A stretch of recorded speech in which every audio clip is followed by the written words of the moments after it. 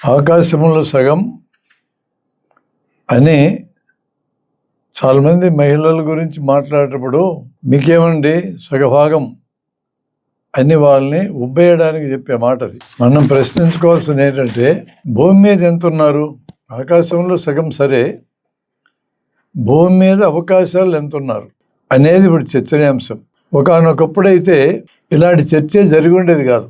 దాదాపు 50 ఏళ్ల క్రితం మేము హై స్కూల్లో చదివే కాలంలో డిబేట్ క్లాసులో జరుగుతుండేవి. ఆడపిల్లలకి చదువు అవసరమా? అదొక డిబేట్. ఈరోజు ఆ చర్చ లేదు. అంటే దాదాపు 50 ఏళ్ల క్రితం దాకా కూడా ఆడపిల్లల్ని చదివించాల్సిన అవసరం ఉందా లేదా అని సమాజం చర్చించుకుంటుండేది. ఒకవేళ చదివిస్తే ఎక్కడైనా ఆ ఊళ్ళో ఉన్న ఎలిమెంటరీ స్కూల్ లెవెల్ వరకు చదివించేవాళ్ళు. ఒకవేళ ఆ ఊళ్ళో హై స్కూల్ కూడా ఉంటే 10వ తరగతికి లేదా అప్పట్లో 11వ తరగతి అనేవాళ్ళం, దాంతో క్లోజ్. చాలా తక్కువ మంది ఆడపిల్లలు క్లాసులు ఉండేవాళ్ళు.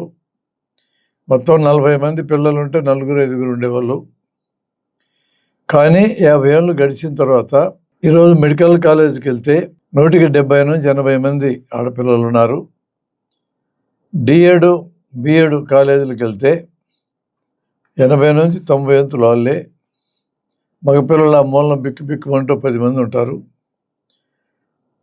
మేము చదువుకునేటప్పుడు మెడికల్ కాలేజీలో 68-70 ప్రాంతాల్లో సర్జన్స్ అందరూ మగవాళ్ళే. అసలు ఫిమేల్ సర్జన్ అనేవాళ్ళు లేరు. ఆ కాలంలోనే ఇంజనీరింగ్లో అంతా మగవాళ్ళు ఉండేవాళ్ళు. తర్వాత నెమ్మదిగా అన్ని రంగాల్లో ఆడపిల్లలు రావడం, చదువుకోవటం, వాళ్ళ సంఖ్య పెరగడం జరిగింది. ఇలాంటి ఒక చర్చను మనము ఈ జంక్షన్లో పెట్టుకుంటున్నాం. అంటే ఆడపిల్లలు ఏ పనైనా చేయగలరు, ఎక్కడైనా పోటీ పడగలరు, దాదాపు అన్ని పనుల్లోనూ తేడా ఏమి లేకుండా మగవారైనా ఆడవారైనా ఆ పనులు చేయగలరు, సమర్థవంతంగా చేయగలరు అనే ఒక సినారియోలో మహిళల స్థానం ఎక్కడుంది ఇప్పుడు అనే చర్చ పెట్టుకుంటున్నాం.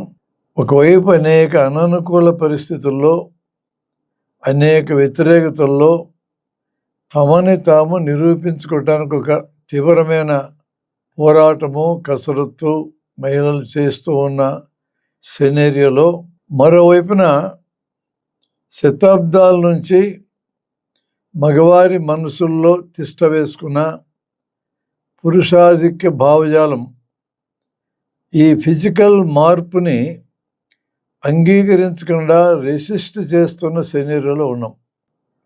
ఇంకా అంగీకరించే దిశకు రాలే. ఇప్పుడు ప్రపంచవ్యాప్తంగా మనం ఒక్కసారి దీన్ని ప్రొజెక్ట్ చేసి చూస్తే ఇప్పటికీ పురుషాధిక్యత అనే సమస్య తరతమ స్థాయిల్లో ప్రపంచమంతా ఉన్నది. కొన్ని చోట్ల ఎక్కువ, కొన్ని చోట్ల తక్కువ.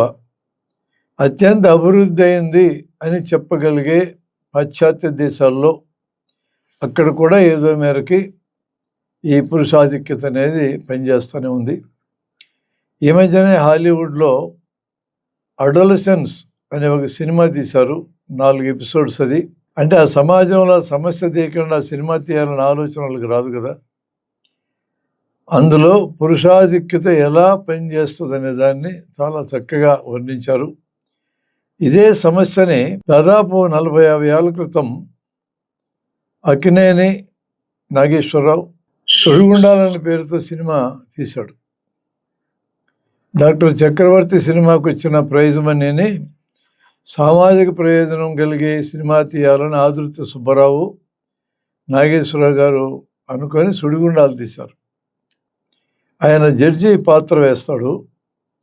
ఆయన కుమారుణ్ణి కౌమారంలో ఉన్న, అంటే అడోలసెన్స్లో ఉన్న ఇద్దరు చంపేస్తారు. అదే వాళ్ళకి కసి లేదు, కోపం లేదు. అటు చంపేస్తే ఎట్లుంటుంది చూద్దామని, అటు గిలగిలా కొట్టుకుంటా ఉంటే ఆ ఫీలింగ్ ఎలా ఉంటుందో చూద్దామని చంపారు. కేసు కోర్టుకు వస్తుంది. వాళ్ళు పిల్లలు కాబట్టి, మైనర్స్ కాబట్టి వాళ్ళ మీద శిక్షాస్మృతి పెద్దలను చూసినట్టు చూడదు. కోర్టుకు వస్తే ఈ పిల్లల తరఫున నాగేశ్వరరావే వాదిస్తుడు. తన కుమారుని చంపితే కసి కోపము కాకుండా వాళ్ళ తరఫున వాదించేటప్పుడు ఈ పిల్లలు ఇలా తయారు కావడానికి వాళ్ళే కారణం అనుకుని శిక్షించి చేతులు దులుపుకుంటే ప్రయోజనం లేదు, వీళ్ళు ఇలా తయారు కావడానికి మూల కారణం సమాజంలో ఉందని దాన్ని ఎస్టాబ్లిష్ చేస్తాడు ఆయన. అద్భుతమైన సామాజిక ప్రయోజనం కలిగిన సినిమా. సహజంగానే జనం చూడాల, అయినా తెగబడి మరొక సినిమా తీస్తున్నారు, మరో ప్రపంచం అని. దాన్ని చూడాల. ఇంకా నమస్కారం పెట్టి ప్రేక్షకులకి, నాయన ఇట్లాంటి సినిమాలు తీస్తే మాకు ఉన్న విలువ కూడా పోయేటట్టుంది, మార్కెట్ అంతా పోయేటట్టుందని ఇక మానేసినారు. ఏదో సూచనగా సామాజిక విలువ గురించి మాట్లాడటం తప్ప ప్రయోజనం కలిగిన సినిమాలు తీయటం మానేశారు. ఇక్కడ నేను చెప్పొచ్చేది ఏంటంటే, ఒక సమస్య ఒక వ్యక్తి ద్వారా సమాజం ఎదుర్కొంటూ ఉంటే దాన్ని కేవలం ఆ వ్యక్తి లెవెల్లో చూసి పరిష్కారం ఎదుగుతుంటే దొరకదు. అడల్సెన్స్ అనే సినిమాలు ఈ అంశాన్ని వాళ్ళు వివరించారు. అబ్బాయికి ఈ పురుషాధిక్యత ఎక్కడి నుంచి వచ్చింది, ఒక అమ్మాయి మీద దాడి చేసి చంపేంత పరిస్థితి ఎక్కడి నుంచి వచ్చింది, దాన్ని వివరించడానికి చాలా కసరత్తు చేసి మంచి స్క్రీన్ ప్లే రాసి సినిమా తీశారు. చూడదగినటువంటి సినిమా. పురుషాధిక్యత పాశ్చాత్య ప్రపంచంలో కూడా ఇప్పటికీ కూడా పనిచేస్తూనే ఉన్నది అని చెప్పడానికి నేను ఈ సంఘటన మీ ముందు ఇంకా వెనకబడిన సమాజాల్లో పురుషాధిక్యతతో పాటు మత ప్రభావము ఎక్కువగా ఉన్నటువంటి సమాజాల్లో ఇది మరికొంత ఎక్కువగా ఉండటం కూడా మనం చూస్తాం. ఇప్పుడు మన దేశం లాంటి చోట్ల భారత రామాయణాలు, ఇతిహాసాలు ఇప్పటికి కూడా జనం తలకాయల్లో ఉన్నాయి. ఒకవేళ తలల్లోంచి పోతాయేమో అని అనుమానం వచ్చిన పాలకులు రామాయణం టీవీల్లో పెట్టి, భారతం టీవీల్లో పెట్టి ఇలాంటి వాటి అన్నిటినీ జనం తలకాయలు నిరంతరం నింపటానికి తీవ్రమైన కృషి చేస్తూ ఉన్నారు. ఒకటి రెండు సంఘటనలు నేను పురాణాల్లోంచి మీకు చెప్తా. ఎలా చూస్తున్నాం మనం ఈ సమస్యలు అనేది మనకు తెలుస్తుంది. గౌతముడి భార్య అహల్య. గౌతముడు ముని అంటే గడ్డాల మీసాలు పెంచుకొని తపస్సు చేసుకుంటూ అడవుల్లో జీవిస్తూ ఉండేవాళ్ళు మునులు. కొంతమంది మునులు పెళ్లి పెటాకులు లేకుండా ఉండేవాళ్ళు, మరి కొంతమంది పెళ్లి చేసుకుంటారు, పిల్లల్ని కూడా కంటారేమో తెలియదు, కానీ పెళ్ళిళ్ళ వరకు చేసుకోవడం పురాణాల్లో చాలా చోట్ల చూస్తాం. గౌతముని భార్య అహల్య. సహజంగానే ఆ కాలంలో ఆడవారికి పాతివ్రత్య సూత్రాలు చాలా బలంగా నేర్పించేవాళ్ళు. పతి ప్రత్యక్ష దైవం, ఆయన మాట జవదాటకూడదు, ఆయన ఏం చెప్తే చేయాలా అని చెప్పేవాళ్ళు. ఆమె అలాగే ఉండేది. కానీ మనకి విచిత్రమైన దేవతలు కూడా ఉన్నారు. అట్లాంటి దేవతల్లో ఒక ముఖ్యమైన దేవత ఇంద్రుడు, స్వర్గానికి అధిపతి. ఇతను ఎక్కడైనా అందమైన అమ్మాయిలు కనపడితే వెంటబడతాడు. ఇది ఆయన నైజం. ఈయన ఒకసారి అహల్యని చూసి ఆమె అందానికి పరవశుడైపోయి ఎలాగైనా ఆమెను పొందాలని ప్లాన్ చేసుకున్నాడు. రెక్కీ చేసినాడు ఆయన గౌతముడి ఆశ్రమాన్ని. రెక్కీ చేసి రోజు ఉదయమే గౌతముడు నదికెళ్ళి స్నానం చేసి అక్కడ సంధ్య అట్లాంటి వార్చి ఒక గంట టైం తీసుకొని వస్తున్నాడని గమనించి ఈయన గౌతముడిలాగా వేషం వేసుకొని ఆయన అటు పోగానే ఈయన ఇంట్లోకి వచ్చాడు. ఈ అహల్య ఏ మూడ్లో ఉందో, ఏ విసుగులో ఉందో, ఏ ఆలోచనలు ఉందో, ఏంది అప్పుడే వచ్చారు అన్నది గుర్తుపట్టలేక, అవును నది బాగా ఉధృతంగా ప్రవహిస్తూ ఉంటే కొట్టకపోతానని అనుమానం వచ్చి వచ్చానన్నాడు. సరే, ఇంక ఇంద్రుడిది సింగిల్ పాయింట్ ప్రోగ్రాం కాబట్టి ఆమెని ఆ వేషంలో కలిశాడు. ఒక గంట అరగంట గడిచింది. ఈ లోపల నది నుంచి గౌతముడు వచ్చాడు. రాగానే తన ఇంట్లో నాలాగా వేషం వేసుకున్నాడు కూడా ఉన్నాడని చూసి దివ్య దృష్టితో గమనించి ఇతను ఎవడంటే ఇంద్రుడని తెలిసిపోయింది. వెంటనే కోపోద్రిక్తుడై ఇద్దరిని శపించాడు. ఆయనకి పెద్ద శాపం, ఇంద్రుడికి చిన్న శాపం. శాపాల్లో కూడా వివక్షానండి. ఆడవాళ్ళకి పెద్దయి, మగవాళ్ళకి చిన్న శాపాలు వేస్తుంటారు. ఇప్పటికీ అదేం మారలేదండి. ఈ శాపం అయినాక మారింది ఏందో చెప్తా నేను. ఈమె రాయి అయిపోవాలని శపించాడు. శపించగానే ఆమె కాళ్ళ వెళ్ళబడ్డది. రాయి అయితే నాకైతే ఏంది అని అంటే, చాలా కాలం తర్వాత రాముడు అని ఒక ఆయన వస్తారు ఇటు.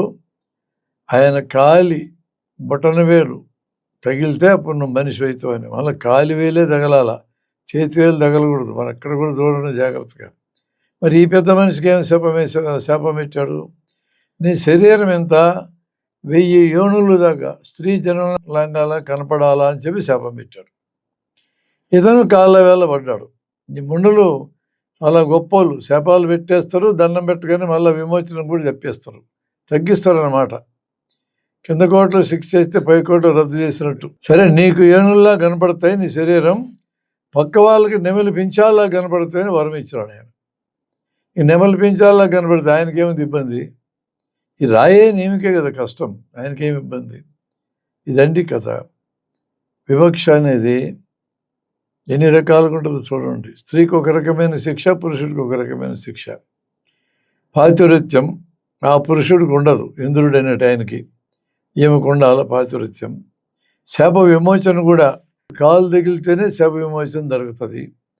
ఇట్లాంటి వివక్ష అప్పుడు ఉంది, ఇప్పుడు కూడా అలానే ఉంది అనే దానికి ఆధారం ఏంటంటే, ఒక అమ్మాయి ప్రమేయం లేకుండా, ఎటువంటి తప్పు అమ్మాయి వైపున జరగకుండా ఒక మగవాడు ఓవర్ పవర్ చేసి అమ్మాయి మీద అత్యాచారం చేస్తే, ఇది సిచ్యువేషన్.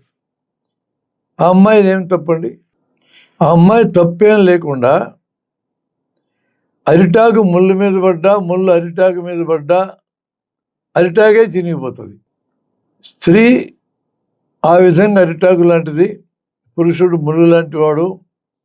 తప్పు మగవాడు చేసినా, తప్పు ఆడది చేసినా ఆడదాని మీదకే మొత్తం నెపమం తేలుతుందని చెప్పడానికి వెనుకొచ్చే సామెతది. తన ప్రమేయం లేకుండా తన ఎడల జరిగినటువంటి ఒక అకృత్యానికి ఈ అమ్మాయి బలి కావాలి. అందరూ రేపు చేయబడ్డదని తిడతారు. ఆమె కావాలని రేపు చేయబడ్డదా? ఒక మగవాడు ఇన్వాల్వ్ కాకుండా రేపు అనేది ఎందుకు జరుగుతుంది? మగవాడిని ఏమన్నారు? దున్నపోతులా తిరుగుతూనే ఉంటాడు బయట. ఒక్కోసారి ఆ రేప్ చేసిన వాడు ఎవడో కూడా తెలియదు. అనేక సార్లు బాగా పరిచయం ఉన్న బంధువులే, స్నేహితులే ఇట్లాంటి ఘటనలు ఇన్వాల్వ్ అయి ఉంటారు. నమ్మబట్టి జరుగుతుంది. నమ్మకుండా జీవితం ఎట్లా నడుస్తుంది? నమ్మిన నేరానికి అవకాశాన్ని ఉపయోగించుకొని అత్యాచారం చేసేటోళ్ళు ఇప్పటికీ ఉన్నారు. విక్టిమ్ అమ్మాయి అయితే విక్టిమ్నే బ్లేమ్ చేయటం అనేది ఇప్పటికీ ఉంది కదా. ఆ రోజు అహల్య విషయంలో ఉంది, ఈరోజు కూడా మహిళల విషయంలో ఉంది. ఈ విషయంలో ఏం మారినట్టు? దాదాపుగా ఏం మారలా. మనకి ఘనత వహించిన రామాయణం ఉంది. మనకి అద్భుతమైన కావ్యం కింద నిద్ర లేస్తే పారాయణం చేస్తారు. రాముడంత గొప్పవాళ్ళు లేడని కూడా చెప్తారు. నాకు కూడా ఏం అభ్యంతరం లేదు ఆయన గొప్పవాడయ్యేదానికి. ఏం జరిగింది ఒకసారి చూడండి. ఏ విధంగా స్త్రీలను చిత్రీకరిస్తున్నారో మనం చూడాలి. పరిష్కారాలు ఎతకాలంటే ప్రాబ్లమ్స్ చూడాల్సిందే. దండకారణ్యమంతా రావణాసురుడు రాజ్యం. ఇక్కడికి ఋషులు వచ్చి తపస్సు చేసి భావజాలం ప్రచారం చేయడానికి రావాల్సిన పని ఏంది? వీళ్ళకి పంచమాంగ ధర్మంలాగా వచ్చి కూర్చున్నారు. యజ్ఞాలు యాగాదులు చేస్తూ ఉంటే ఈ దండకారణ్యం ఓనర్ రావణుడు అన్నాడు కదా, వాడి శిష్యులందరూ రాక్షసులు కాబట్టి ఈ గడ్డమాలందరినీ తరిమేయాలని యజ్ఞాలను భగ్నం చేయటం మొదలుపెట్టారు. యజ్ఞాలు భగ్నం చేస్తూ ఉంటే ఆ భగ్నం జరగకుండా కాపాడటానికి విశ్వామిత్రుడు రాముణ్ణి అడవులకు పంపించాడు. సరే, వచ్చారు. ఇది ఒక రకమైన కోవర్ట్ ఆపరేషన్ అనమాట. ఆ రాజ్యంలోకి వీళ్ళు రావడం, ముందు ఒక బ్యాచ్ వస్తుంది, మళ్ళీ ఇంకో బ్యాచ్ వస్తుంది. రాజ్యం అంతా రావణాసురుడు కాబట్టి రావణాసురుడి చెల్లెలు ఎక్కడ పడితే అక్కడ తిరుగుతుంది. శూర్పణఖ పేరు కూడా బాగుండదు, రాక్షసుల పేర్లు అట్లా పెడతారు పేర్లు. అంటే కథ రావణుడి వైపు నుంచి నడుస్తుంది, రావణుడి వైపు నుంచి నడవడంలా. ఎవరి వైపు నుంచి నడిస్తే వాళ్ళకి అనుకూలం కథ నడుస్తూ ఉంటుంది. ఆ అమ్మాయి తిరుగుతూ ఉంటే రాముడు కనపడ్డాడు. రాముడు నీలమేఘ శ్యాముడు, నల్లగా ఉన్న అందంగానే ఉంటాడు. ఆ కాలంలో వాళ్ళ సాంప్రదాయం ప్రకారం పెళ్ళిళ్ళేమి లేకుండానే నచ్చినటువంటి మగవాళ్ళతో ఆడవాళ్ళకి ఇష్టమైతే కలవచ్చు, అట్లా వైసి వరుస అటువైపు నుంచి కూడా ఇష్టమైతే కలవచ్చు. వాటిని రాక్షస వివాహం అని కూడా పిలిచినారు. ఇద్దరికి ఇష్టమైతే కలిసి ఉండటమే, పెళ్ళి తాలిబొట్లు ఈ గోళ్ళంతా మనది, వాళ్ళకి అదేం లేదు. ఏం పోయి రాముడిని అడిగింది, నువ్వు చాలా అందంగా ఉన్నావు అంటే రాముడు సంతోషించాడు. మన ఇద్దరం కలిస్తే ఎట్లుంటుంది అన్నది ఆమె. ఆయన ఏం చెప్పి ఉండొచ్చు, ఏకపత్నివ్రతుడు కదా, చాలా ఆదర్శవంతుడు కదా. లేలే అమ్మాయి, నువ్వు అనవసరంగా పెద్ద కోరికలు పెంచుకుంటున్నావు. నేను అయోధ్య నుంచి నా భార్యతో సహా వచ్చిన, సీతమ్మ నా భార్య చాలా అందగత్తె, పక్కనే పర్ణశాలలో ఉంది, నీతో నాకు పనిలే అని చెప్పి ఉండొచ్చు. అక్కడ చెప్పలేదు ఆయన. చెప్పకుండా నన్ను కొంచెం నల్లగా ఉంటా అంటారు అందరు కూడా, మా తమ్ముడు అన్నాడు ఎర్రగా ఉంటాడు, అక్కడ కట్టెలు కొట్టుకుంటున్నాడు చూడు, వాడి దగ్గరికి పోనది అన్నాడు. సరే, ఈ పిల్లకి అర్థమైంది, నీ రాముడు నాతో కలవడలే అనుకొని లక్ష్మణుడి దగ్గరికి వెళ్ళి, మీ అన్న పంపించినాడు, ఆయనకి ఇంట్రెస్ట్ లేదంట, మరి నీ సంగతి ఏందని అడిగింది. ఇక లక్ష్మణుడు ఏం చెప్పి ఉండాలా, రాముడికి లక్ష్మణుడికి ఒకేసారి ఒకే ముహూర్తంలో పెళ్ళి అయింది. ఈయన భార్య ఊర్మిళ అయోధ్యలో భర్త అన్నతో పాటు వెళ్ళిపోయినాక ఇసుకబుట్టి నిద్ర మాత్రం వేసుకొని పడుకున్నాడు. ఈయన మళ్ళీ పోతేగా నిద్ర లేవదు. ఆ మాట చెప్పచ్చు, ఆమె అందగత్తే ఊర్మిళ కూడా. ఆ కాలంలో అందరూ పతివ్రతలేగా. పతి వెళ్ళిపోయినా ఈయన తిరిగి వచ్చేదాకా ఇంకెందుకలా ఈ బాధలంతానే నిద్రపోతూ ఉంది. నేను పోయి కాపురం చేస్తా, తర్వాత నీతో నాకు పని లేదమ్మాయి అని చెప్పుంటే అసలు స్టోరీ లేదు, అయిపోయి ఉండేది. సడీ సప్పులు లేకుండా బొడ్లోంచి కత్తి తీసి పట్మని ముక్కు చెవులు కోసిపారేశాడు. అంటే ఆ కాలంలో కూడా కోపం వస్తే ఇప్పుడు పిల్లల్ని కొట్టటంలా మొగుళ్ళు తాగి వస్తాడు ఫుల్లుగా, ఆడు సంపాదించింది మొత్తం తాగుతాడు, సాలకపోతే భార్య సంపాదించింది ఊడబెరుక్కుంటాడు, ఊడబెరుక్కొని నాకు బిర్యానీ పెట్టిపోయిందని కొడతాడు. ఈ సన్నాసి బిర్యానీ ఉండడానికి కాదు, డబ్బులు ఇంట్లో ఇస్తే కదా, మిగిలిన ఇస్తే కదా, చేసేది ఏదో పని, మళ్ళీ అది ఉండదు ఇది ఉండదు కొట్టడం, కారణం లేకుండా. ఇప్పటికీ ఉందిగా ఈ కొట్టుడు, ఏం పెద్దగా మారలేదుగా. ఆయన టక్కని కోసిపడేశాడు. ఏం చేస్తుంది ఆ పిల్ల, ఏడ్చుకుంటే అన్న దగ్గరికి పోయింది లంకకి. ఏ అన్నకైనా కోపం రాదండి? ఈ పండుగలో రాఖీ ఉత్సవం అప్పుడు చెల్లెలకి తాళ్ళు కడతారు కదా, ఏమైనా తాళ్ళు అర్థం, నీకు ఏ బాధ వచ్చినా కాపాడుతానని కదా రాఖీ యొక్క ఉద్దేశం. మరి అన్న కూడా చెల్లెల్ని కాపాడాలని దీక్ష బోండా. ఏంది కారణం అంతా ఎతికితే ఈ పని అంతా చేసింది రాముడు కాబట్టి, రాముడికి బాధ కలగాలంటే సీతమ్మని అపహరించుకొని లంకకు పోవాలి. ఇక్కడ శూర్పణఖనే ఇబ్బంది పెట్టినారు ఈ మగవాళ్ళిద్దరు. అక్కడ రావణుడు అనేటోడు కూడా సీతమ్మని ఇబ్బంది పెట్టాడు. వీళ్ళందరికీ సులకనగా దొరుకుతారు చూడబ్బా ఆడోళ్ళు. వాడు రాజు రాముడైనా రావణుడైనా ఇబ్బంది పడేది మహిళలు అంటానికి వెనుకొస్తుంది ఈ సందర్భం. సరే, అయిపోయింది. రావణాసురుడు అంటే రాజు. ఈ రాజులు అనేటోళ్ళు ఒక భార్యతో ఉండే బ్యాచ్ కాదు ఇది, అనేక మందిని చేసుకుంటారు. బలాత్కారం చేయొచ్చు, కానీ బలాత్కారం చేయాలన్న ఆలోచన కలగలేదు అతనికి. సీతాదేవి మనస్ఫూర్తిగా వస్తే స్వీకరించాలనుకున్నాడు. అంతఃపురానికి రమ్మంటే రానిపోనది. ఆమె పక్కా పతివ్రత, సమస్య లేదు, రాముడు తప్ప ఆమె మనసులో ఆమె మాటల్లో ఎవరు ఉండరు. సర్లైతే అశోకనులు ఉండని చెప్పి చుట్టూ రాక్షసులను కాపలా పెట్టాడు. రోజు ఈవినింగ్ వచ్చేది.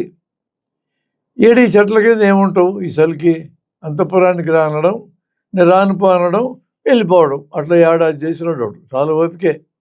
సరే, ఏడాది లోపల రాముడు ఆంజనేయ స్వామిని పంపించి ఎక్కడ సీతమ్మని తీసుకెళ్ళి దాచినారు కనుక్కున్నాడు.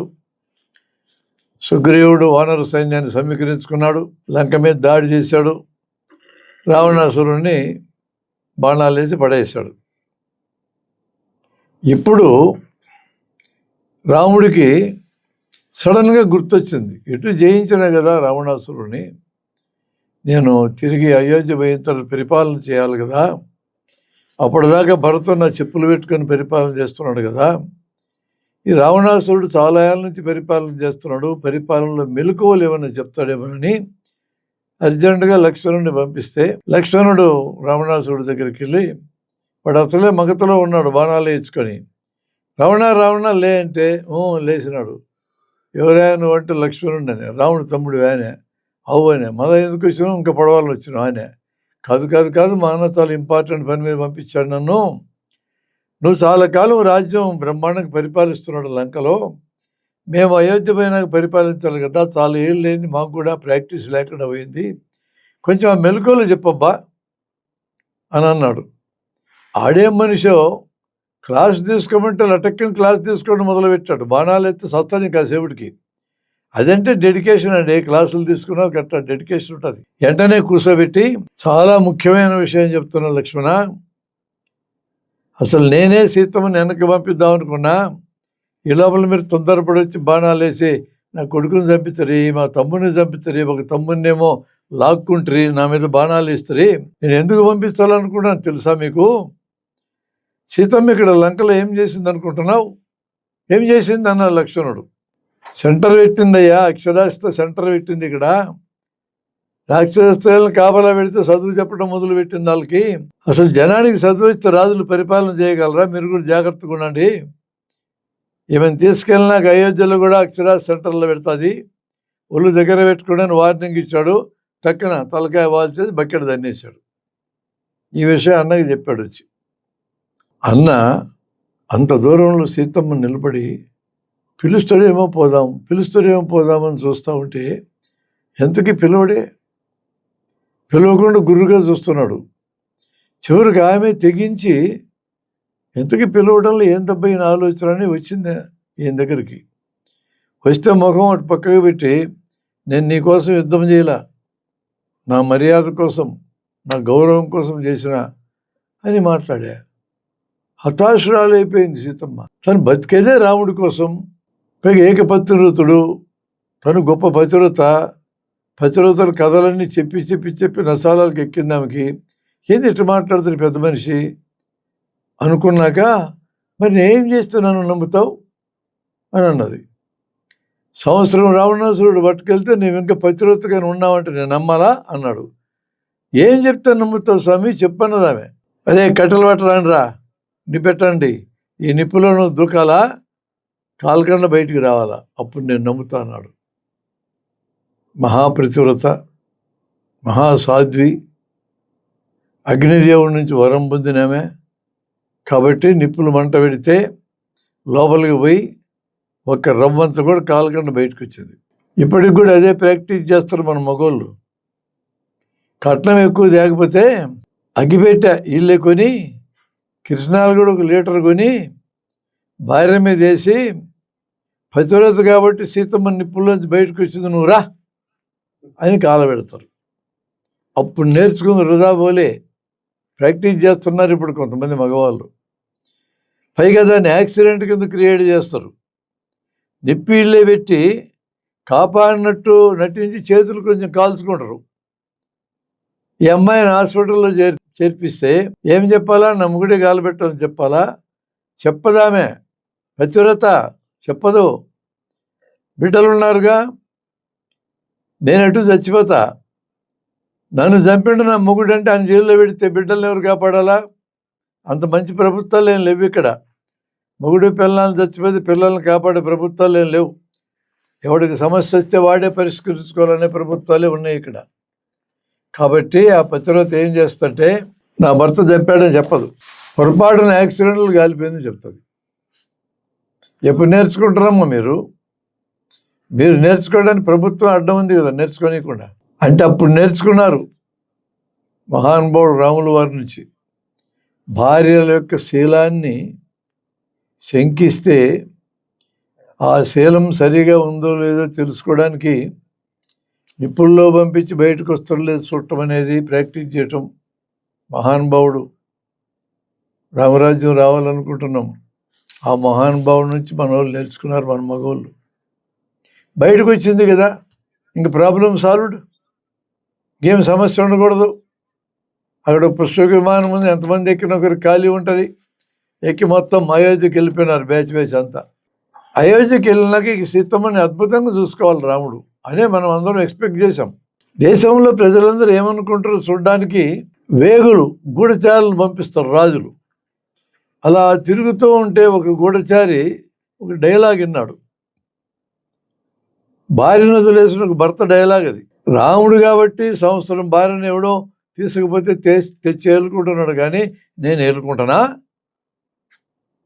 ఉన్నట్టు తీసుకెళ్ళి రాముడికి చెప్పాడు ఈ గూఢచారి. రాముడికి ఎవరన్నా తప్పుగా భావిస్తే చాలా ఫీల్ అవుతాడు ఆయన.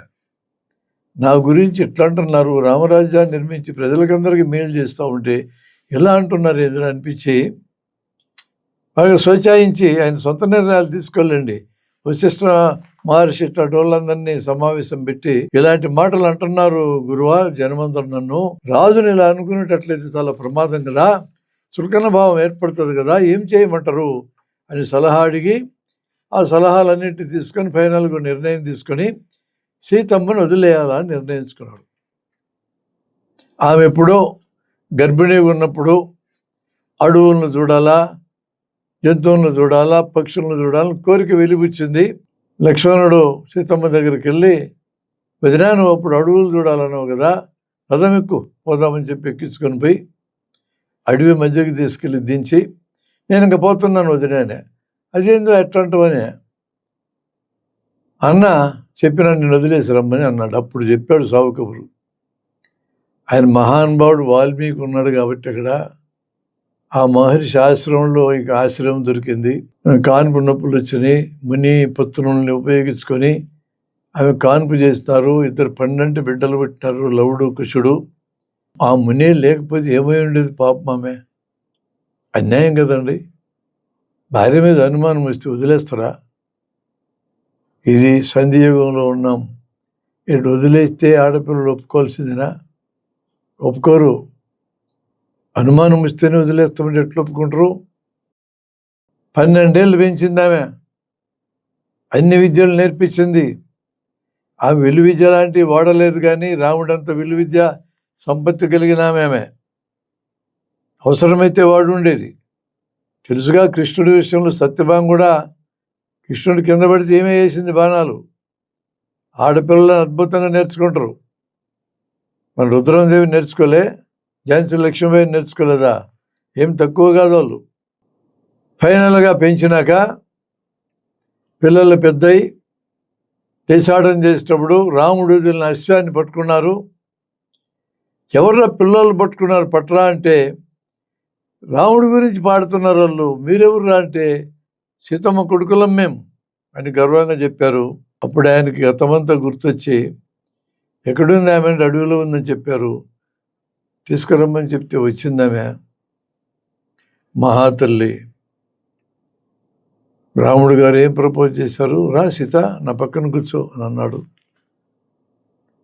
ఈ కాలపు ఆడపిల్లలు ఏ విధంగా తమ వ్యక్తిత్వం పోకుండా గట్టిగా జవాబు చెప్పడం నేర్చుకుంటున్నారో అక్కడ సీతమ్మ దగ్గర నేర్చుకోవాలా.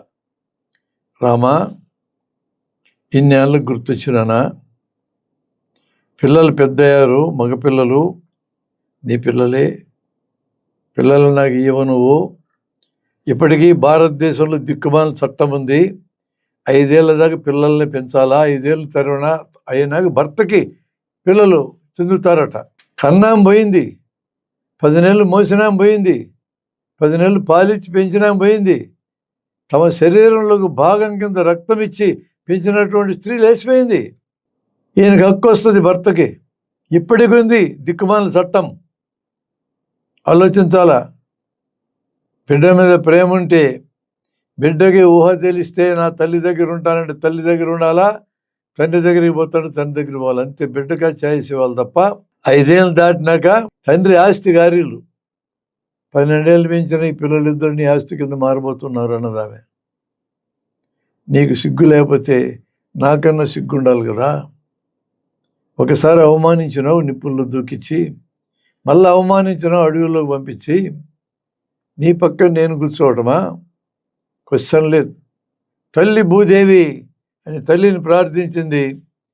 భూదేవి నిలువుకిడి చీలింది. బంగారు సింహాసనాన్ని పంపించింది. ఆమె సింహాసనం మీద కూర్చుంది. సీతమ్మ భూమిలోకి వెళ్ళిపోయింది. రామాయణం ఎన్ని విషయాలు చెప్తుందండి ఆడపిల్లల గురించి. వివక్ష గురించి ఎంత చెప్తుంది. ఆ కాలంలో కొన్ని వందల వేల సంవత్సరాల నాడు మహిళలు ఎట చూస్తుంది సమాజం అని చెప్పదా? ఇప్పటికీ అవి బేసిక్గా మారలేదనే విషయాన్ని మనకి ఏపిక్స్ చెప్పవా? నాకేం రాముడి మీద కోపమేం లేదు. గొప్పగా రామరాజ్యం నడిస్తే కాదనటానికి నాకేముంది కారణం? మంచి రాజ్యాంగం రాసుకున్నాం కదా, రాజ్యాంగం ప్రకారం పరిపాలించడం అవకాశం ఉంటే మళ్ళీ ఇట్లాంటివన్నీ ఎందుకు తెచ్చుకోవాలా? అది మనం ఆలోచించుకోవాలా. రామరాజ్యం తెస్తామనే బ్యాచ్ తేవడానికి ప్రయత్నం చేస్తుంది. మంచి రాజ్యాంగం రాసుకున్న వాళ్ళు దాన్ని బతికించుకోవాలి, మనం ఆలోచించుకోవాలి తప్ప రామరాజ్యం కావాలన్నటోళ్ళు ఇట్లాంటివన్నీ కూడా తెస్తారనే భయం మనకు ఉంటుంది కదా. ఈ కథ మనకి ఎన్ని లెసన్స్ చెప్తుందండి. అందువలన ఒకసారి సమాజం చరిత్రలోకి వెళ్తే ఒకానొక కాలంలో పిల్లలు పుట్టడానికి కారణం తల్లి మాత్రమే తెలుసు జనానికి. తండ్రి పాత్ర ఉన్నదనేది తెలియదు. 3 లక్షల ఏళ్ల క్రితం మానవ జాతి ప్రస్థానం హోమో సెపియాన్స్ ఆఫ్రికాలో బయలుదేరినప్పుడు ఆఫ్రికా అంతా విస్తరించి కొద్దిమంది ఒక 1000-2000 మంది ఎర్ర సముద్రం దగ్గర అరేబియాలోకి వచ్చినారు. వచ్చిన ఈ చిన్న గుంపు యొక్క సంతతే ఈరోజు ప్రపంచమంతా ఉన్నది. ఆహారం కోసం వలసలు పోయినారు, రక్షణ కోసం వలసలు పోయినారు. ఇవి రెండు దొరికినాక పిల్లలను కంటూ పోయారు. తమ జాతి పెరగాలి అంటే ప్రతి జీవి తన జాతి పెరగాలనే ప్రయత్నం చేస్తుంది. అలా పెరగాలి అంటే భద్రత ఉండాలా, పెంచాలని కోరుకుంటుంది. పిల్లలు పుట్టడానికి కారణం తల్లి అనేది అది వాస్తవం, అది అందరికీ తెలుసు. పొట్ట పెరుగుతుంది, లోపల బిడ్డ పెరుగుతుంది, తర్వాత కాన్పు నొప్పులు వస్తాయి, బిడ్డను కంటది. తల్లిలో భాగం కింద బిడ్డ తయారవుతుంది అనేది మానవ జాతికి తెలుసు. కాబట్టి ఆ కాలంలో ఆయా సమాజాలకు నాయకత్వం మహిళలే వహించారు. ఎప్పటిలాగా మహిళలు నాజూగ్గా ఉండడమో, 4 అడుగులేగా నమ్మా కాలు నొప్పులు ఆ బ్యాచ్ కాదు అది. పురుషులతో సమానంగా వేటలో పాల్గొనేవాళ్ళు, పరిగెత్తేవాళ్ళు, పోరాడేవాళ్ళు జంతువులతో కూడా. ఇప్పటికీ మీరు చూడండి, సింహాల్లో వేటాడేది ఆడసింహమే. మగసింహం జూలు పెంచుకొని సోమరిపోతుంది, అది తెచ్చిపెడితే తింటుంటుంది. ఎప్పుడన్నా ఒకసారి వస్తుందిలే సాయానికి. పిల్లల్ని పెంచాలన్నా పిల్లలకి నేర్పాలన్నా ఆడసింహాలే. పిల్లలు ఆడుకుంటూ ఉంటే సింహం చుట్టూ అటు ఇటు పరిగెత్తూ ఉంటాయి, ఏమందో గమనిస్తూ ఉంటుంది. పిల్లలకి ప్రాణాపాయం జరుగుతుంది దేనివల్ల తెలిస్తే కదులుతుంది. ఇప్పటిదాకా వాటిని నేర్చుకొని ఇస్తాను ఉంటుంది. అద్భుతమైన పద్ధతి అది. మనం ఆ సింహాల్లోంచి పురుగుల్లోంచి ఏమి నేర్చుకుంటాం? మన పిల్లల్ని అట్లే ఎదగనిస్తామా? ఆడపిల్లలైనా మగపిల్లలైనా ఇప్పుడు మధ్యతరగతి ఎట్లా ప్రవర్తిస్తామని తెలుసా? ఇంట్లో గడప దాటి బయటికి పోతే పిల్లలు కారులు వచ్చి మీద పడితే జాగ్రత్త అని భయపెడతాం. ఏ వస్తువు ముట్టుకున్నా అవి కోసుకుంటూ చేతులను అరుస్తాం. ఇదంతా ప్రేమంట. సర్లెబ్బ వాళ్ళ డెఫినేషన్ అది. పుల్లు సింహాలు అట్ట పెంచవు. ఆ విధంగా బిడ్డలను పెంచుకుంటూ పోయే క్రమంలో మహిళలకి, స్త్రీలకి ప్రాధాన్యత ఉన్న ఒక దశ ఉన్నది. ఎప్పుడైతే ఉత్పత్తి తమ జీవనానికి వాడుకోగా మిగలడం మొదలైందో వస్తుంది. అట్లా బాణాలు తీసుకొని 2 జంతువుల మీద వేస్తే ఒక జంతువు చచ్చిపోయింది, దాన్ని తింటారు ఆ రోజు. ఇంకో దానికి కాళ్ళలో బాణం దిగబడింది, పరిగెత్తలేకపోయింది, దాన్ని పట్టుకొచ్చుకుంటారు. దాన్ని వాళ్ళు తినాల్సిన పనిలే, పట్టుకొచ్చి తమ దగ్గర పెట్టుకొని రేపు తినొచ్చు. అట్లా మొదలై ఉంటుంది పశువులను పెంచటం. ఆ క్రమం అంతా నేను ఇప్పుడేం చెప్పబోవడం లేదు. ఆ దొరికిన జంతువు, దెబ్బతగిలి దొరికిన జంతువు ఎవరిది అనే సమస్య వస్తుంది. ఎవరి పనిముట్టు ద్వారా జంతువుని చేతికి చిక్కిందో పనిముట్లు కలిగినోడిదే ఆ పనిముట్ల ద్వారా సాధించిన ఉత్పత్తి. ఇదొక నియమం. ఇప్పటికి కూడా ఎవడికి పనిముట్ల మీద పెత్తనం ఉంటే ఫలితం వాళ్ళ చేతికి వస్తుంది. పరిశ్రమ పెట్టుబడిదారుడిదైతే అందులో తయారైన దాడిదే. ఆడికి ఎట్టొచ్చిందనేది అవతల పెట్టు. వాడి పెత్తనం ఉంది, వాడి ఓనర్షిప్ ఉందంటే దాంట్లో వచ్చిన ప్రొడ్యూస్ అంతా ఆడిదే. అలా ప్రతి వస్తువు ఎవరి దగ్గర వస్తువు ఉంటుందో దాంట్లో వచ్చి ఉత్పత్తి వాళ్ళదవుతుంది. అట్లా ఒక సహజ పరిష్కారం ఎత్తుక్కుని ఎవరి ద్వారా తయారైంది వాళ్ళు తీసుకున్నారు. అప్పట్లో తేడా లేదు, తీసుకున్న దాన్ని రేపు తిన్నారు అంతే. అది పెరగడం మొదలెట్టినాక అంటే ఉపయోగించుకోగా మిగిలిన ఉత్పత్తిని సంపద అంటాం.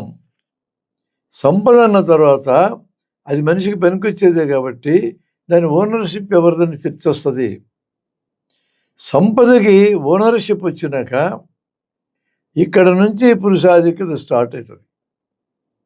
ఈ సంపద తర్వాత జనరేషన్కి ఇవ్వాలన్నప్పుడు కరెక్ట్గా ఇట్లే పురుషాధిక్యత వచ్చిందనేది ఇంతవరకు పూర్తిగా ట్రేస్ కాలేదు. కానీ వీళ్ళు పిల్లలను సాగుతూ గుహల దగ్గర ఉండాలా, గర్భం వచ్చినాక 7-8 నెలలు పరిగెత్తి జంతువులు వేటాడలేరు, ముసలాళ్ళని సంరక్షించాలా.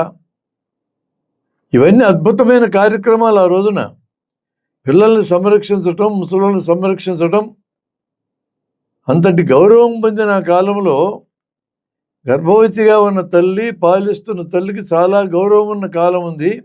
ఈ అననుకూలతలను వాడుకొని పురుషులు వేటాడి సేకరించి ఆహారాన్ని తీసుకొస్తున్న క్రమంలో మేము బయటికి వెళ్ళి ఆహారం తెస్తున్నాం, మేము మీకంటే గొప్పలమనే భావజాలం వచ్చి ఉండొచ్చు.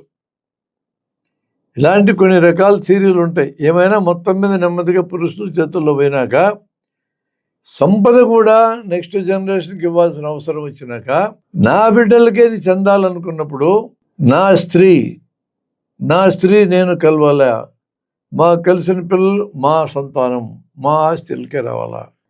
వారసత్వం, సంపద, ఆస్తి, వారసత్వం ఇవి వచ్చినాక పురుషాధిక్యత వచ్చింది. మహిళలను కూడా వస్తువుల కింద మార్చేసినారు. నా ఆస్తిలాగా నువ్వు నా ఆస్తిలో భాగం, నా జంతువులాగా నువ్వు జంతువువి, నా వస్తువులాగా నువ్వు వస్తువువి అనే స్థితి వచ్చి ఇప్పటికీ భార్య భర్త యొక్క ఆస్తిగా పరిగణించబడుతున్న స్థితి ఉందా లేదా? ఉంది. ఇప్పటికీ ఎక్సెప్షన్స్ ఒకటి ఉంటే వదిలేయండి. జనరల్ మనస్తత్వం అదే. పెళ్ళి కాగానే ఇవి నా ఆమె, నేను తాళి కట్టిన, ఇది నా వస్తువు, కాళ్ళకి మట్టెలు పెట్టిన, ఇంకెవరు చూడకూడదు ఈ వస్తువు పక్క. చాలామంది మగవాళ్ళు ఫీలింగ్ ఎట్లుంటుంది, ఒక అమ్మాయి అందంగా కనపడగానే ముఖం చూస్తారు, వెంటనే కాళ్ళ పక్క చూస్తారు. కాళ్ళకి మట్టెలు ఉన్నాయనుకో, ఈ అమ్మాయి ఆల్రెడీ బుక్కుడు, ఎవడిదో భార్య, ఈ అమ్మాయిని మనం ఆశించకూడదు. అవి లేవనుకో ఎవడైనా ఆశించవచ్చు. ఆ ఫీలింగ్లు ఇప్పటికి ఉన్నాయండి మగవాళ్ళలో. ఎట్లొచ్చినాయండి అవి? స్త్రీ ఒక మనిషి కాదు, స్త్రీ ఒక వస్తువు, పెళ్ళి అయితే అది నా వస్తువు అనే ఫీలింగ్ వచ్చింది. ఆ ఫీలింగ్లు వచ్చి చూస్తారు. వంటింటికి మహారాణి అంటాడు ఆయన. ఏమి ఇల్లంతా తీయొచ్చుగా, ఇల్లంతా నాది, వంటిల్లు నీది, అది కూడా నీకెందుకో, అంట్లన్నీ గడుగు, వంట చేయి, రుచిగా చేయి, నన్ను మేపు, అందుకే నీకు ఆ గది ఇచ్చా. మహిళలు కూడా ఎట్లుంటారు, అప్పుడప్పుడు కాస్త వంట వచ్చిన పురుషులు ఉంటారు, భర్తలు. ఈ భర్తలు రెగ్యులర్గా వంటలు చేయరు, అప్పుడప్పుడు వంటగదిలోకి వెళ్ళి బొడి సలహాలు ఇస్తూ ఉంటారు. అట చేయి ఇట చేయని సలహాలు ఇవ్వడానికి ఏమైంది, దమ్మిడి ఖర్చు కాదు. ఆ చాకరీ చేస్తే అర్థమవుతుంది ఈయనకి. ఏదో శుద్ధంగా అంపనాం చేసుకుంటాడు, చేసుకోనీయకుండా ఈయన సలహాలు ఇచ్చి ఆ వంటకు వంకలు పెట్టడం మొదలు పెడతాడు.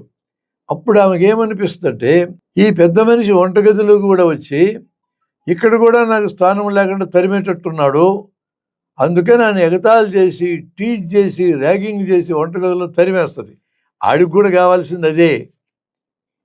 వంట చేయడానికి నీకు వంట చేత కాదు, నీ వల్ల ఏమవుతుందనే ఆ ఎగతాళి చేసి తరిమేస్తే ఆడు హ్యాపీగా బయటికి పోయి పడక కూర్చొని పేపర్ చదువుకుంటూ కూర్చుంటాడు. పెద్ద కుట్ర ఇది. వంట వచ్చిన మగవాళ్ళు పెళ్లి కాకముందు వంట చేసుకున్నారు కదా, ఏం రాగం తర్వాత చేయడానికి చేసినట్టు నటించి ఆమెతో తరిమించుకొని వంటనే మొత్తం ఆమె నెత్తన పడేసి వీడు బయట లోక జ్ఞానం నేర్చుకుంటూ ఉంటాడు పత్రికలు చదివి. పోలే ఇంకా ఇప్పటికీ ఆ బుద్ధులు. ఇలాంటి పద్ధతిలో ప్రవర్తించడం వెనక దశలోంచి వచ్చినవి. నేను అందుకే చెప్తున్నా, ఉత్పత్తి ఆస్తిగా మారింది, సంపదగా మారింది, సంపద ఆస్తిగా మారింది, ఆస్తి వారసత్వంగా మారింది. నా వారసులు నాకు కావాలి కాబట్టి పతివ్రతగా నువ్వు ఉండాలని, నువ్వు ఎవరి వైపు కన్నెత్తి చూడకూడదు. నువ్వు నాకు బిడ్డలు కనిపెట్టే యంత్రానివి, నాకు వంట పెట్టే యంత్రానివి, నా ఇంట్లో పనులు చేసి యంత్రానివి అనే పరిస్థితి తీసుకొచ్చినారు. ఇప్పుడిప్పుడే ఈ బీట్ అండ్ ట్రాక్ అండర్స్టాండింగ్ని ఛాలెంజ్ చేసే పరిస్థితి వస్తూ ఉంది. This is junctional period. ఈ జంక్షనల్ పీరియడ్లో ఎలాంటి పరిస్థితులు ఉంటాయో మనం చూద్దాం. నేను ఒకటి రెండు ఈ రోజుకి వివరించి దీని కొనసాగింపు మళ్ళా చేస్తా. స్త్రీ తన భార్య మొదటి సంతానం మగవన్నే గనాల. ఈయనే కాదు, మామ ఇదే చెప్తాడు, అత్త ఇదే చెప్తుంది. మనమడు కావాలమ్మా, మనవడు. మనవరాలైతే ఏమో ఆమె కూడా మహిళగా, ఈ అమ్మాయి కూడా మహిళగా, ఇంకో అమ్మాయి వస్తే ఏందో నొప్పి. మనవడు కావాలి, వంశాంకురం, వంశాన్ని ఉద్ధరించేటోడు. మగవాడి పేరుతో వంశం నడుస్తుంది, ఆడపిల్ల పేరుతో నడవదు. పెళ్ళైన ఆడపిల్ల మగోడింటికి పోవాలా, ఆయన వస్తే ఏమో రాడు. ఈమె ఇంటి పేరు కూడా మారిపోద్ది. ఏమో ఒక వస్తువుగా మారింది, పెళ్లి కాగానే ఆయన వస్తువు కింద మారింది. ఆ వస్తువు వారసుని కనిపెట్టాల. అందుకని ఆడపిల్లలు ఆసుపత్రికి రాగానే గర్భవతి అయినాక రహస్యంగా డాక్టర్ని అడుగుతారు, గర్భంలో ఆడపిల్ల ఉన్నా మగపిల్లడు ఉన్నాడా అని అడుగుతుంది. ఇప్పుడు చట్టం ఉంది, పిఎన్డిటి చట్టం అని. చెప్పకూడదు. చెప్పారని తెలిస్తే, అడిగారని తెలిస్తే వాళ్ళకి శిక్షే, చెప్పారని తెలిస్తే వీళ్ళకి శిక్షే. సూత్రం అది, చట్టం ఉంటుంది. కొంతమంది డాక్టర్లు ప్రత్యేకించి సెక్స్ చెప్తారు, ఆపలేరు ఎవరు. సెక్స్ చెప్పడమే కాదు, అలా చెప్తే అదనంగా వసూలు చేస్తారు. దురదృష్టం ఏంటంటే, అందరని చెప్పను కానీ కొంతమంది జిల్లా మెడికల్ అండ్ హెల్త్ ఆఫీసర్లకు కూడా వీళ్ళు ఎవరో తెలుసు. వాళ్ళు ఏమన్నారు, వ్యవస్థ అట్టుంది. ఎంతమంది గర్భంలో ఉన్న పిండాలు ఆడపిల్లలని తెలిసిన డ్రైనేజ్ కాలువలు గెలిచినారో లెక్క తెలుసా? అందుకనే ఈరోజు 1000 మంది మగవాళ్ళు ఉంటే మన దేశంలో 943 మంది మాత్రమే ఆడవాళ్ళు ఉన్నారు. రెండు దాదాపు ఈక్వల్ ఉండాలి కదా. ఎందుకు అంతమంది తగ్గినారు? 57 మంది తగ్గినారు 1000కి. ఒక్కొక్కరికి ఒక భార్య కూడా దొరకదే పెళ్లి చేసుకుంటే. అంత సంఖ్యను తగ్గించుకున్నారేమి? సమతుకాన్ని ఎందుకు దెబ్బతీశారంటే ఆడపిల్లలను తెలియగా లేపేస్తున్నారు, పుట్టక ముందే లేపేస్తున్నారు. ఫిమేల్ ఫీటిసైడ్ అంటారు దీన్ని. దరిద్రం ఇది. నీ దరిద్రపు అలవాటు ఉంది. అరే, నీ అక్క స్త్రీ, నీ చెల్లి స్త్రీ, నీ భార్య స్త్రీ, నీ అమ్మ స్త్రీ, నీ అవ్వ స్త్రీ, అందరూ స్త్రీలే. మన ఇంట్లో స్త్రీ రాకూడదు. మగపిల్లలైతే పున్నామ నరకాన్ని తప్పిస్తారు. అదొక నరకం ఉంది, రాసి పెట్టినారు మన వాళ్ళు.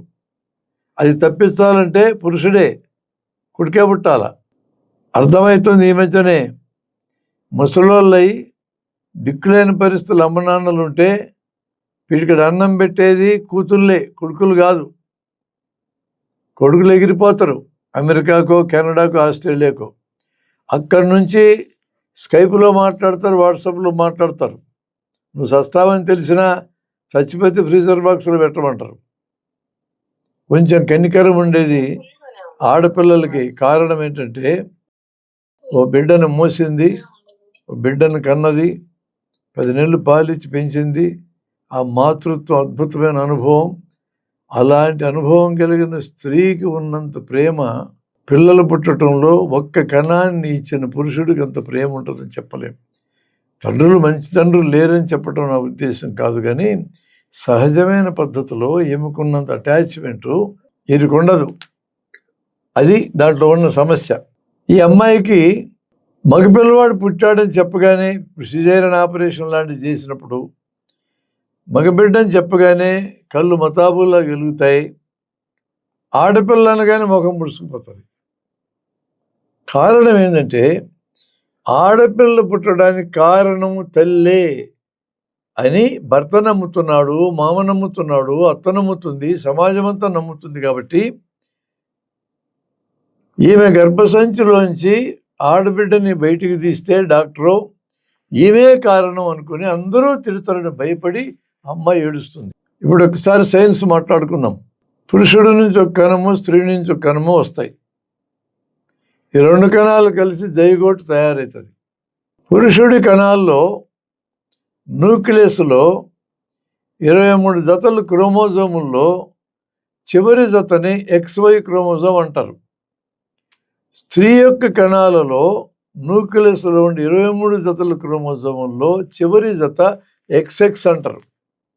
XX ఉంటే స్త్రీ, XY అంటే పురుషుడు. రిడక్షన్ డివిజన్ అనే ఒక ప్రాసెస్లో ఈ రెండు కణాలు కలిసినాక ఇటు నుంచి X అటు నుంచి X కలిస్తే ఆడపిల్ల పుడతారు. ఇటు నుంచి X అటు Y కలిస్తే మగపిల్లడు పుడతాడు. ఆడపిల్ల పుట్టినా మగపిల్లవాడు పుట్టినా దానికి కారణం పురుషుడే, భర్తే కారణం. ఈరోజు ఆధునిక సైన్స్ చెప్తా ఉంది క్లియర్గా. ఆడపిల్లలకు కూడా అర్థమవుతుంది ఇది. దీనికి కారణం భర్తే, భార్య కాదు. ఇంకా పూర్తిగా ఎస్టాబ్లిష్ కాలే ఇది ఇలా మనసుల్లో. అయితే ఆడపిల్లలు పుట్టగానే దీనికి కారణం నేను కాదు, నువ్వే అనాల. కారణం అది ఒక్కటే కాదు. మగపిల్లవాడైతే కట్నం తెస్తాడు, ఆడపిల్ల అయితే కట్నమే. ఈ దరిద్రం ఉంటుందిగా, అందుకని కూడా మగపిల్లలు కావాలని కోరుతున్నారు. ఇందాక చెప్పింది ఇంకోటి ఉంది, మగపిల్లవాడైతే పోషిస్తాడు, ఆడపిల్ల పోషించదని. దానికి అసలు కారణం ఈ కాదు. ఆస్తి పంపకాలు మగపిల్లలకి ఎక్కువ ఇస్తాం, ఆడపిల్లకి కట్నం పెడితే 4 రూపాయలు వారేసి పంపిస్తాం. ఆడపిల్లకి మగపిల్లలకి ఇద్దరికి ఆస్తి పంచడం మొదలు పెడితే సమానంగా అంతా పంచమని కూడా నేను చెప్పడంలా. నువ్వు బతకడానికి కాస్త పక్కన పెట్టుకొని మిగతా సమానంగా పంచితే ఇప్పుడు ఇద్దరు ఈక్వల్ అవుతారు ఆస్తి విషయంలో. ఈరోజు ప్రపంచాన్ని వేధిస్తున్న సమస్యల్లో పురుషాధిక్యత ప్రపంచాన్నంతా వేధిస్తుంది. ధనికులు పేదలనే సమస్య కూడా ప్రపంచాన్నంతా వేధిస్తుంది. మన దేశంలో ప్రత్యేకమైన వేధింపు ఒకటి ఉంది, కుల వేధింపు. అధిక కులాలు, అల్ప కులాలని. ఇది మనకు ప్రత్యేకం. మిగతా రెండు ప్రపంచమంతా ఉన్నాయి. ఎప్పుడైతే సంపద ఆస్తి కింద మారిందో, ఆస్తికి వారసులు మగవాళ్ళు అన్నారో, ఇప్పుడు ఆడపిల్లలు పుట్టడం ఇష్టం లేదు మనకి. మగపిల్లడి చేతులు ఆస్తి పోగవుతుంది. దాన్ని కరెక్ట్ చేస్తే ఆ రెండో సమస్య పోతుందిగా, వరకట్నం సమస్య. ఎందుకు ఆడపిల్లలు కూడా కట్నం దండికి తీసుకొని పోవాలనుకుంటున్నారు? ఆస్తి ఇచ్చి సావరు. ఇప్పుడు ఏది ఇస్తే అదే గతి, కాటి ఎంత వస్తుందో ఊడబెరుక్కొని పోదాం అనుకుంటున్నారు. ఏం అట్లా అడుక్కు తినాల్సిన పని అవసరమైంది ఆడపిల్లలకి? ఇద్దరికి సమానంగా ఇస్తే ఈ కట్నాలు తీసుకెళ్ళేది ఏముంది? ఈ ఆస్తి ముట్టుకొని పోతుంది. భర్త ఏమే కలిపి దాన్ని వాడుకుంటారో ఈ ఆస్తి ఏం పేరుతో పెట్టుకుని అవసరమైతే ఇస్తుంది, ఏమి ఇష్టం. అలాంటి ఒక పరిస్థితి వచ్చి ఉండేది కదా.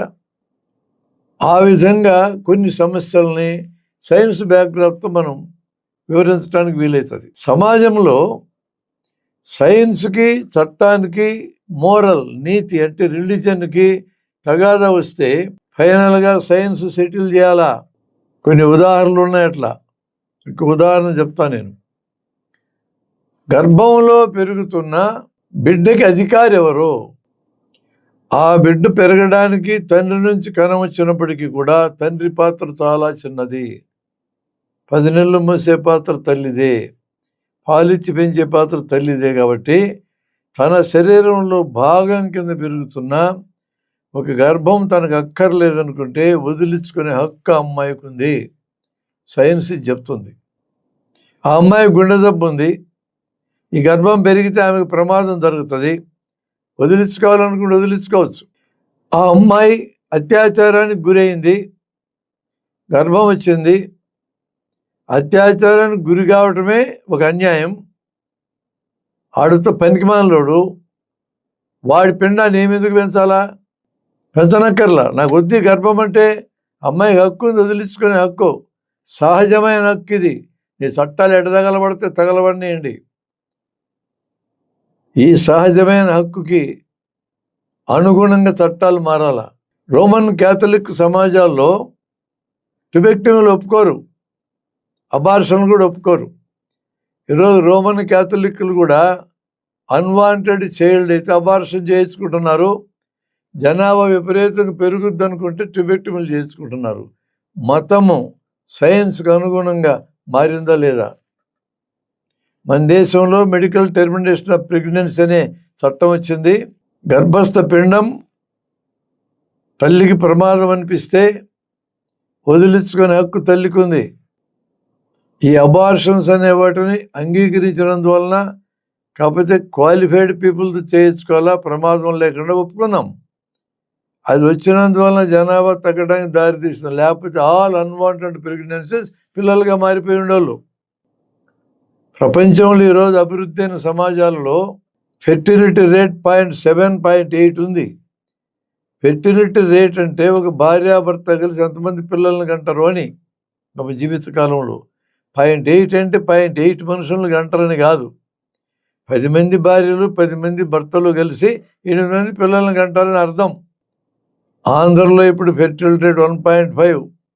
10 మంది భర్తలు భార్యలు కలిసి 15 మందినే కంటున్నారు. తమిళనాడులో 16 మందిని కంటున్నారు. కర్ణాటక, కేరళ కూడా 16 మందిని కంటున్నారు. ఉత్తరప్రదేశ్, బీహార్లో 32 మందిని కంటున్నారు. మరి భారతదేశంలో వనరులు పరిమితమైన జనాభాను తగ్గించుకోవాలిగా. స్వతంత్రం వచ్చినప్పుడు 33 కోట్లు ఉంటే ఇప్పుడు 145కి చేరినాం. భూమి పెరగల, వనరులు పెరగల, నోళ్ళు పెరిగినాయి, కడుపులు పెరిగినాయి. ఎట్ట బతికించాలండి? జనాభాను అదుపు చేయటం అనేది నాగరిక సమాజంలో అత్యవసరమైన అంశం. అది ఐరోపాలో మహిళల యొక్క విద్య పెరిగినాక, వారి కెరీర్ పెరిగినాక ఎక్కువ మంది పిల్లల్ని కంటానికి సిద్ధపడటంలా. తగ్గడము ప్రపంచానికి నాశనం అనుకుంటున్నారు. ఎవరు అనుకునేది? పరిశ్రమలు నడిపేవాళ్ళు, పరిశ్రమలో పనిచేసే కార్మికులకు వృత్తి రుగ్మతలు వచ్చి చచ్చిపోతే యజమానులు చావరు, కార్మికులు చస్తారు. వాళ్ళు రిప్లేస్ చేయడానికి పిల్లలు దండిగా కానీ మాకు అప్పచెప్పండి అంటున్నారు వాళ్ళు. వాళ్ళ అవసరం అది, సమాజం అవసరం కాదు అది. 1.5కి ఆంధ్ర, తమిళనాడు, కేరళ, కర్ణాటక లాంటి జనాభాను తగ్గించినంటే మెచ్చుకోవాలి దాన్ని. నలుగురిని కనండి, ముగ్గురిని కనండి అని చెప్పకూడదు. జనాభా తగ్గడం సమాజ అవసరం. ప్రపంచం అంతా తగ్గిపోతారు, నువ్వేం చేసినా పెంచలేవు. ఈ ప్రపంచానికి ఎంతమంది జనం అక్కర్లా.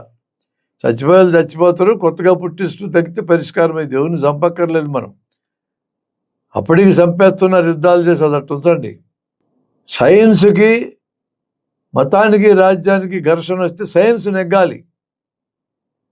బిడ్డ మీద హక్కు తల్లిది, బిడ్డ మీద హక్కు తండ్రికి పరిమితమైన హక్కు, తల్లికి ప్రధానమైన హక్కు. అందుకని అజాగ్రత్త వలన ఫ్యామిలీ ప్లానింగ్ పద్ధతులు సక్రమంగా పనిచేయనందువలన ఒకవేళ భార్యాభర్తల్లో భార్యకి గర్భం వచ్చేటట్లయితే ఈ గర్భం నాకు అక్కర్లేదు, వదిలించుకోవాలని అని కోరుకునే హక్కు అమ్మాయిలకు ఉన్నది.